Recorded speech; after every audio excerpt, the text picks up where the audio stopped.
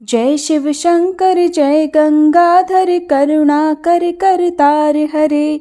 जय कैलाशी जय अविनाशी सुख राशि सुख सार हरे। जय शशि शेखर जय डमरूधर जय जय प्रेमागार हरे। जय त्रिपुरारी जय मदहारी अमित अनंत अपार हरे। अमित अनंत अपार हरे। अमित अनंत अपार हरे। जय भोलेनाथ। हर हर महादेव। आप सभी पर महादेव की कृपा सदा बनी रहे।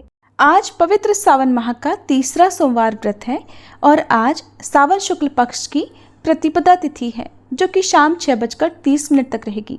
सोमवार के दिन सूर्योदय होगा सुबह 6:03 पर और सूर्यास्त होगा शाम 7:02 पर। आज के दिन भगवान शिव का पूजन प्रदोष काल में अवश्य करना चाहिए, क्योंकि प्रदोष काल में भगवान शिव बहुत ही प्रसन्न मुद्रा में होते हैं। इस समय यदि सच्चे मन से भगवान का स्मरण किया जाए, मंत्रों का जाप किया जाए तो मनोकामना अवश्य पूर्ण होती है। और आज प्रदोष काल का समय रहेगा शाम 6:17 से 7:47 तक। प्रिय श्रोताओं, अब आपको श्रवण कराते हैं सभी पापों का नाश करने वाली और मनोकामनाओं को पूर्ण करने वाली, शुभ फल प्रदान करने वाली सोमवार व्रत की पावन कथा का। आप सब श्रद्धा और धैर्य के साथ कथा को पूरा अवश्य सुनिएगा। कथा का शुभारंभ करने से पहले सब मिलकर भगवान शिव की स्तुति करते हैं। भगवान शिव की स्तुति का पाठ करने से हर संकट से मुक्ति मिलती है और सभी मनोकामनाएं भी पूरी हो जाती हैं। स्कंद महापुराण के कुमारिका खंड में भगवान शिव की स्तुति का वर्णन किया गया है। अगर आप भी भोलेनाथ की कृपा प्राप्त करना चाहते हैं तो चलिए आपको सुनाते हैं भगवान शिव की स्तुति हिंदी में। स्कंद जी बोले, जो सब प्रकार के रोग शोक से रहित हैं, उन कल्याण स्वरूप भगवान शिव को नमस्कार है। जो सबके भीतर मन रूप से निवास करते हैं, उन भगवान शिव को नमस्कार है। संपूर्ण देवताओं से पूजित भगवान शंकर को नमस्कार है। भक्त जनों पर निरंतर कृपा करने वाले आप भगवान महेश्वर को नमस्कार है। सबकी उत्पत्ति के कारण भगवान भव को नमस्कार है। भगवान, आप भव के उद्धव अर्थात संसार के सृष्टा हैं, आपको नमस्कार है। कामदेव का विध्वंस करने वाले आपको नमस्कार है। आप गूढ़ भाव से महान व्रत का पालन करने वाले हैं, आपको नमस्कार है। आप माया रूपी गहन वन के आश्रय हैं अथवा सबको आश्रय देने वाला आपका स्वरूप योग माया समावृत होने के कारण दुर्बोध है, आपको नमस्कार है। प्रलय काल में जगत का संहार करने वाले सर्व नामधारी आपको नमस्कार है। शिव रूप आपको नमस्कार है। आप पुरातन सिद्ध रूप हैं, आपको नमस्कार है। काल रूप आपको नमस्कार है। आप सबकी कलना अर्थात गणना करने वाले होने के कारण काल नाम से प्रसिद्ध हैं, आपको नमस्कार है। आप काल की कला का अतिक्रमण करके उससे बहुत दूर रहते हैं, आपको नमस्कार है। आप स्वाभाविक ऐश्वर्य से संपन्न हैं, आपको नमस्कार है। आप अप्रमेय महिमा वाले वृषभ तथा महासमृद्धि से संपन्न हैं, आपको नमस्कार है। आप सबको शरण देने वाले हैं, आपको नमस्कार है। आप ही निर्गुण ब्रह्म हैं, आपको नमस्कार है। आपके अनुगामी सेवक भयानक गुण संपन्न हैं, आपको नमस्कार है। नाना भुवनों पर अधिकार रखने वाले आपको नमस्कार है। भक्तों को मनोवांछित फल प्रदान करने वाले आपको नमस्कार है। भगवान, आप ही कर्मों का फल देने वाले हैं, आपको नमस्कार है। आप ही सबका धारण पोषण करने वाले धाता तथा उत्तम कर्ता हैं, आपको सर्वदा नमस्कार है। प्रभु, आपके अनंत रूप हैं, आपका कोप सबके लिए असह्य है, आपको सदैव नमस्कार है। आपके स्वरूप का कोई माप नहीं हो सकता, आपको नमस्कार है। वृषभेंद्र को अपना वाहन बनाने वाले आप भगवान महेश्वर को नमस्कार है। आप सुप्रसिद्ध महाऔषध रूप हैं, आपको नमस्कार है। समस्त व्याधियों का विनाश करने वाले आपको नमस्कार है। आप चराचर स्वरूप सबको विचार तत्व निर्णायत्मिकता शक्ति देने वाले कुमार नाथ के नाम से प्रसिद्ध तथा परम कल्याण स्वरूप हैं, आपको नमस्कार है। प्रभु, आप मेरे स्वामी हैं, संपूर्ण भूतों के ईश्वर और महेश्वर हैं। आप ही समस्त भोगों के अधिपति हैं। वाणी, बल और बुद्धि के अधिपति भी आप ही हैं। आप ही क्रोध और मोह पर शासन करने वाले हैं। पर और अपर अर्थात कारण और कार्य के स्वामी भी आप ही हैं।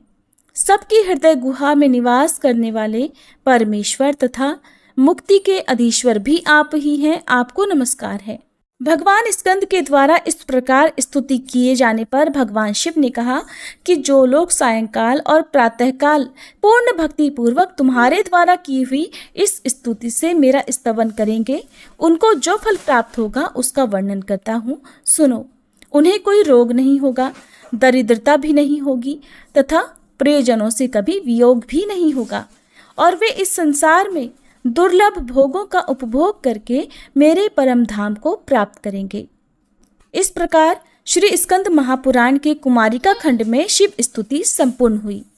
पौराणिक कथा के अनुसार अमरावती नगर में एक धनी व्यापारी रहा करता था। दूर दूर तक उसका व्यापार फैला हुआ था। नगर में उस व्यापारी का सभी लोग बहुत मान सम्मान करते थे। इतना सब कुछ होने पर भी वह व्यापारी मन से बहुत दुखी था, क्योंकि उस व्यापारी का कोई पुत्र जो नहीं था। दिन रात उसे बस एक ही चिंता सताती रहती थी कि उसकी मृत्यु के बाद उसके इतने बड़े व्यापार और धन संपत्ति को कौन संभालेगा। पुत्र प्राप्ति की इच्छा से वह व्यापारी हर सोमवार भगवान शिव की व्रत और पूजा किया करता था। सायंकाल को वह व्यापारी शिव मंदिर में जाकर भगवान शिव के सामने घी का दीपक भी जलाता था। उस व्यापारी की भक्ति देखकर एक दिन देवी पार्वती ने भगवान शिव से कहा, हे प्रभु, ये व्यापारी आपका सच्चा भक्त है। कितने दिनों से ये सोमवार का व्रत और पूजा नियमित कर रहा है। भगवान, आप इस व्यापारी की मनोकामना अवश्य पूर्ण करें। तब भगवान शिव ने मुस्कुराते हुए कहा, हे पार्वती, इस संसार में सबको उसके कर्म के अनुसार फल की प्राप्ति होती है। प्राणी जैसा कर्म करते हैं उन्हें वैसा ही फल मिलता है। इसके बाद भी देवी पार्वती नहीं मानी। उन्होंने बार बार आग्रह करते हुए कहा, हे महादेव, हे प्रभु, आपको इस व्यापारी की इच्छा पूरी करनी ही पड़ेगी। ये आपका अनन्य भक्त है। हर सोमवार आपका विधिवत व्रत रखता है और पूजा अर्चना के बाद आपको भोग लगाकर एक समय ही भोजन भी ग्रहण करता है। आपको इसे पुत्र प्राप्ति का वरदान तो देना ही होगा प्रभु। देवी पार्वती का इतना आग्रह देखकर भगवान शिव ने कहा, देवी, तुम्हारे आग्रह पर मैं इस व्यापारी को पुत्र प्राप्ति का वरदान देता हूँ, लेकिन इसका पुत्र 16 वर्ष से अधिक जीवित नहीं रहेगा। उसी रात भगवान शिव ने स्वप्न में उस व्यापारी को दर्शन देकर उसे पुत्र प्राप्ति का वरदान दिया और उसके पुत्र के 16 वर्ष तक जीवित रहने की बात भी बताई। भगवान के वरदान से उस व्यापारी को खुशी तो हुई, लेकिन पुत्र की अल्पायु की चिंता ने उस खुशी को नष्ट कर दिया। व्यापारी अब भी पहले की तरह सोमवार का विधिवत व्रत करता रहा। कुछ महीने पश्चात उसके घर एक बहुत ही सुंदर पुत्र उत्पन्न हुआ। पुत्र जन्म से व्यापारी के घर में खुशियां भर गई। बहुत धूमधाम से पुत्र जन्म का समारोह मनाया गया। व्यापारी को पुत्र जन्म की अधिक खुशी नहीं हुई, क्योंकि उसे पुत्र की अल्पायु के रहस्य का पता था, लेकिन यह रहस्य घर में किसी और को मालूम नहीं था। विद्वान ब्राह्मणों ने उस पुत्र का नाम अमर रखा। जब अमर 12 वर्ष का हुआ तो शिक्षा के लिए उसे वाराणसी भेजने का निश्चय किया गया। व्यापारी ने अमर के मामा दीपचंद को बुलाया और कहा कि अमर को शिक्षा प्राप्त करने के लिए वाराणसी छोड़कर आओ। अमर अब अपने मामा के साथ शिक्षा प्राप्त करने के लिए चल दिया। रास्ते में जहाँ भी अमर और दीपचंद रात्रि विश्राम के लिए ठहरते, वहीं यज्ञ करते और ब्राह्मणों को भोजन भी कराते थे। लंबी यात्रा के बाद अमर और दीपचंद एक नगर में पहुंचे। उस नगर के राजा की कन्या के विवाह की खुशी में पूरे नगर को सजाया गया था। निश्चित समय पर बारात आ गई, लेकिन वर का पिता अपने बेटे के एक आंख से काना होने के कारण बहुत चिंतित था। उसे इस बात का भय सता रहा था कि राजा को इस बात का पता चलने पर कहीं वह विवाह से इनकार न कर दे, इससे उसकी बदनामी होगी। वर के पिता ने अमर को देखा तो उसके मस्तिष्क में एक विचार आया। उसने सोचा, क्यों न इस लड़के को दुल्हा बनाकर राजकुमारी से विवाह करा दूं। विवाह के बाद इसको धन देकर विदा कर दूंगा और राजकुमारी को अपने नगर में ले जाऊंगा। वर के पिता ने इस संबंध में अमर और दीपचंद से बात की। दीपचंद ने धन मिलने के लालच में वर के पिता की बात स्वीकार कर ली और अमर को दूल्हे के वस्त्र पहनाकर राजकुमारी चंद्रिका से विवाह करा दिया गया। राजा ने बहुत सा धन देकर राजकुमारी को विदा किया। अमर जब लौट रहा था तो सच नहीं छिपा सका और उसने राजकुमारी के दुपट्टे पर लिख दिया, राजकुमारी चंद्रिका, तुम्हारा विवाह तो मेरे साथ हुआ था। मैं तो वाराणसी में शिक्षा प्राप्त करने जा रहा हूँ। अब तुम्हें जिस नवयुवक की पत्नी बनना पड़ेगा वह कान्हा है। जब राजकुमारी ने अपने दुपट्टे पर लिखा हुआ पढ़ा तो उसने काने लड़के के साथ जाने से इनकार कर दिया। राजा ने सब बातें जानकर राजकुमारी को महल में रख लिया। उधर अमर अपने मामा दीपचंद के साथ वाराणसी पहुंच गया। अमर ने गुरुकुल में पढ़ना प्रारंभ कर दिया। जब अमर की आयु 16 वर्ष की हुई तो उसने एक यज्ञ किया। यज्ञ की समाप्ति पर ब्राह्मणों को भोजन कराया और खूब अन्न वस्त्र दान किए। रात को अमर अपने शयन कक्ष में सो गया। शिवजी के वरदान के अनुसार शयनावस्था में ही अमर के प्राण पखेरु उड़ गए। सूर्योदय पर मामा अमर को मृत देखकर रोने पीटने लगा। आसपास के लोग भी एकत्र होकर दुख प्रकट करने लगे। मामा के रोने विलाप करने के स्वर समीप से गुजरते हुए भगवान शिव और माता पार्वती ने भी सुने। तब माता पार्वती ने भगवान से कहा, प्राणनाथ, मुझसे इसके रोने का स्वर सहन नहीं हो रहा। आप इस व्यक्ति के कष्ट को अवश्य दूर कीजिए। भगवान शिव ने देवी पार्वती के साथ अदृश्य रूप में जाकर अमर को देखा तो पार्वती जी से बोले, देवी, ये तो उसी व्यापारी का पुत्र है जिसे मैंने 16 वर्ष की आयु का वरदान दिया था। आज इसकी आयु तो पूरी हो गई। देवी पार्वती ने फिर भगवान शिव से निवेदन किया, हे प्राणनाथ, आप इस लड़के को जीवित कर दीजिए, नहीं तो इस लड़के के माता पिता पुत्र की मृत्यु के कारण रो रो कर अपने प्राणों का त्याग कर देंगे। इस लड़के का पिता तो आपका परम भक्त है, वर्षों से सोमवार का व्रत करते हुए आपको भोग लगा रहा है। माता पार्वती के बार बार आग्रह करने पर भगवान शिव ने उस लड़के को जीवित होने का वरदान दे दिया और कुछ ही क्षणों में वह जीवित होकर उठ बैठा। फिर शिक्षा समाप्त करके अमर मामा के साथ अपने नगर की ओर चल दिया। दोनों चलते हुए उसी नगर में पहुंचे जहां अमर का विवाह हुआ था। उस नगर में भी अमर ने यज्ञ का आयोजन किया। समीप से गुजरते हुए नगर के राजा ने यज्ञ का आयोजन देखा। तब राजा ने अमर को तुरंत पहचान लिया। यज्ञ समाप्त होने पर राजा अमर और उसके मामा को महल में ले गया और कुछ दिन उन्हें महल में रखकर बहुत सारा धन वस्त्र देकर राजकुमारी के साथ विदा कर दिया। रास्ते में सुरक्षा के लिए राजा ने बहुत से सैनिकों को भी साथ भेजा। दीपचंद ने नगर में पहुंचते ही एक दूत को घर भेजकर अपने आने की सूचना भेजी। अपने बेटे अमर के जीवित वापस लौटने की सूचना से व्यापारी बहुत प्रसन्न हुआ। व्यापारी ने अपनी पत्नी के साथ स्वयं को एक कमरे में बंद कर रखा था। भूखे प्यासे रहकर व्यापारी और उसकी पत्नी बेटे की प्रतीक्षा कर रहे थे। उन्होंने प्रतिज्ञा कर रखी थी कि यदि उन्हें अपने बेटे की मृत्यु का समाचार मिला तो वे दोनों भी अपने प्राण त्याग देंगे। व्यापारी अपनी पत्नी और मित्रों के साथ नगर के द्वार पर पहुंच गया। अपने बेटे के विवाह का समाचार सुनकर पुत्र वधू राजकुमारी चंद्रिका को देखकर उसकी खुशी का ठिकाना नहीं रहा। उसी रात भगवान शिव ने व्यापारी के स्वप्न में आकर कहा, हे श्रेष्ठी, मैंने तेरे सोमवार के व्रत करने और व्रत कथा सुनने से प्रसन्न होकर तेरे पुत्र को लंबी आयु प्रदान की है। ये सुनकर व्यापारी बहुत प्रसन्न हुआ। सोमवार का व्रत करने से व्यापारी के घर में खुशियां लौट आई। शास्त्रों में लिखा है कि जो स्त्री पुरुष सोमवार का विधिवत व्रत करते और व्रत कथा सुनते हैं, उनकी सभी इच्छाएं महादेव की कृपा से पूरी हो जाती हैं। सोमवार व्रत कथा समाप्त। अब सुनिए भगवान शिव और माता पार्वती की कथा। एक बार भगवान शिव देवी पार्वती जी के साथ हरिद्वार भ्रमण पर थे। पार्वती जी ने वहां देखा कि सहस्त्रों मनुष्य गंगा जी में स्नान कर हर हर गंगे कहते चले जा रहे हैं, परंतु सभी दुखी और पाप परायण हैं। तब देवी पार्वती जी ने बड़े आश्चर्य से भोलेनाथ से पूछा, हे देव, गंगा में इतनी बार स्नान करने पर भी इनके पाप और दुखों का नाश क्यों नहीं हुआ?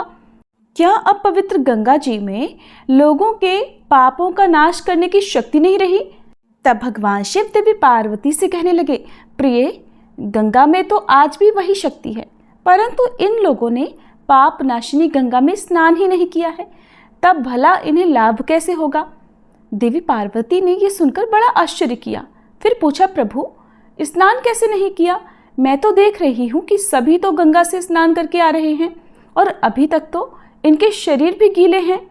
तब भगवान शिव ने कहा कि देवी, ये तो केवल जल में डुबकी लगा कर आ रहे हैं, मैं तुम्हें इसका रहस्य कल समझाऊंगा। अगले दिन बड़े जोर की बरसात होने लगी। सारी गलियां कीचड़ से भर गई। एक चौड़े रास्ते में गहरा गड्ढा था, उसके चारों ओर कीचड़ ही कीचड़ भरा हुआ था। भगवान शिव ने अपनी माया से एक वृद्ध रूप धारण कर लिया और एक दीन विवश की तरह गड्ढे में जाकर ऐसे पड़ गए मानो कोई मनुष्य चलता हुआ गड्ढे में गिर पड़ा हो और निकलने का प्रयास करने पर भी निकल नहीं पा रहा हो।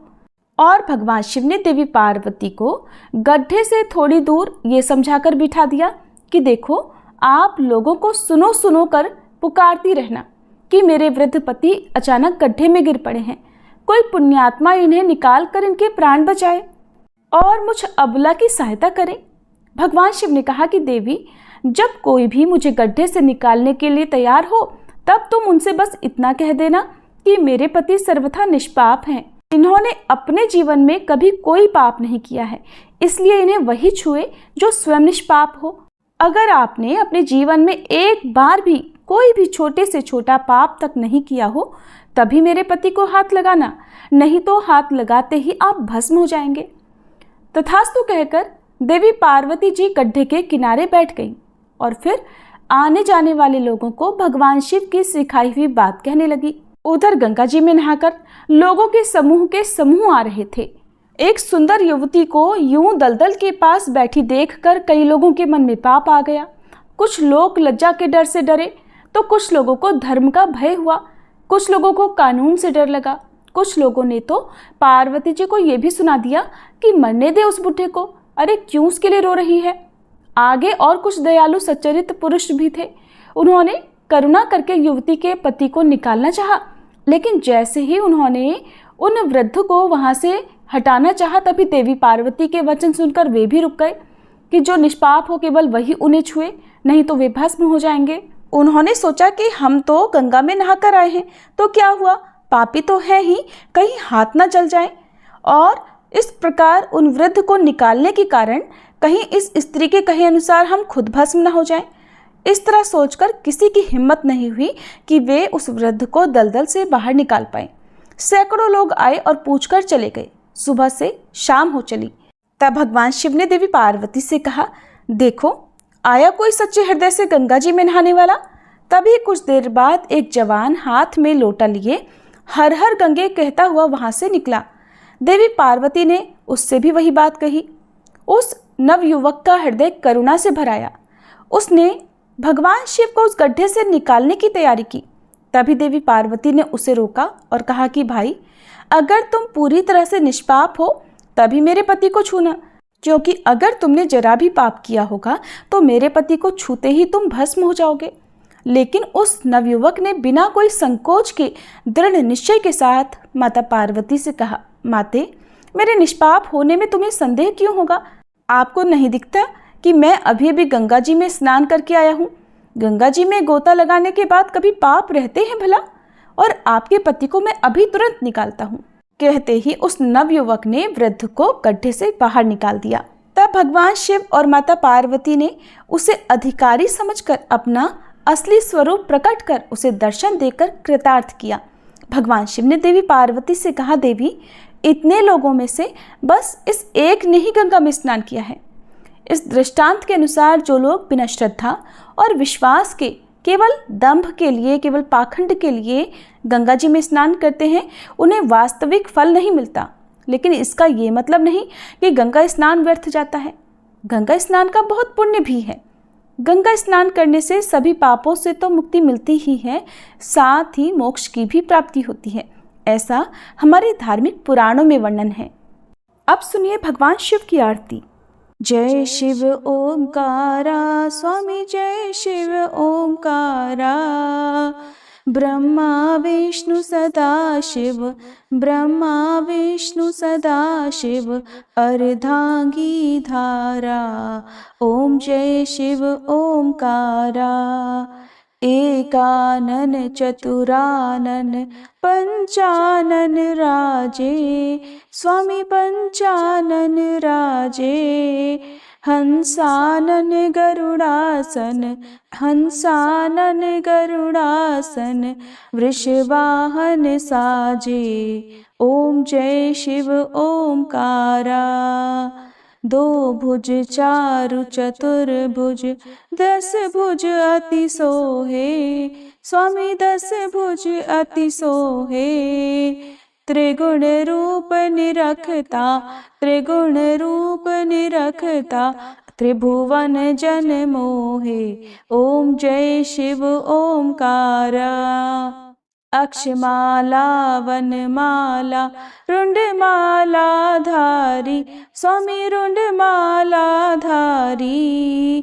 चंदन मृग मद सोहे, चंदन मृग मद सोहे, भाले शशिधारी। ओम जय शिव ओंकारा। श्वेतांबर पीतांबर बाघांबर अंगे, स्वामी बाघांबर अंगे। सनकादिक गरुड़ादिक, सनकादिक गरुड़ादिक, भूतादिक संगे।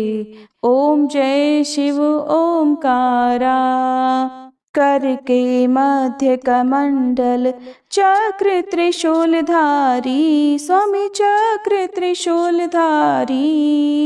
सुखकारी दुखहारी, सुखकारी दुखहारी, जग पालनकारी। ओम जय शिव ओंकारा। ब्रह्मा विष्णु सदा शिव, जानत अविवेका, स्वामी जानत अविवेका। प्रणवाक्षर में शोभित, प्रणवाक्षर में शोभित, ये तीनों एका। ओम जय शिव ओंकारा। त्रिगुण स्वामी जी की आरती जो कोई नर गावे, स्वामी जो कोई नर गावे। कहत शिवानंद स्वामी, रटत भोलानंद स्वामी, सुख संपत्ति पावे। ओम जय शिव ओंकारा। ओम जय शिव ओंकारा, स्वामी जय शिव ओंकारा। ब्रह्मा विष्णु सदा शिव, अर्धांगी धारा। ओम जय शिव ओंकारा। ओम जय शिव ओंकारा। ये थी आज की वीडियो। अगर जानकारी आपको अच्छी लगी हो तो प्लीज़ वीडियो को लाइक जरूर कीजिएगा।